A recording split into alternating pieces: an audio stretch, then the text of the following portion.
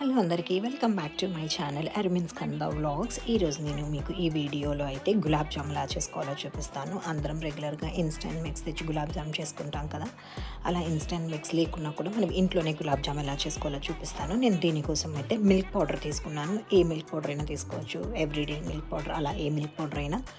ఒక cup milk powder, 2 స్పూన్ల మైదా వేసుకొని, 1 స్పూన్ నెయ్యి, 1/2 టేబుల్ స్పూన్ బేకింగ్ సోడా వేసుకొని పాలతో కలుపుకున్నాను.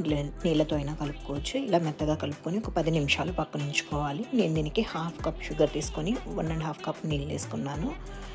ఇలా చిన్న చిన్న గులాబ్ జామ్ బాల్స్ లాగా చేసుకొని కొంచెం మీడియం ఫ్లేమ్లో నూనె బాగా మరిగిన తర్వాత అందులో వేసి ఫ్రై చేసుకోవాలి. ఇలా ఫ్రై చేసుకున్న గులాబ్ జామ్ని ఒక 5 నిమిషాలు చల్లార్చుకోవాలి. కొంచెం మంచి బ్రౌన్ కలర్ వచ్చిన తర్వాత వీటిని మనం పక్కకు తీసుకొని దీన్ని బాగా చల్లార్చుకోవాలి.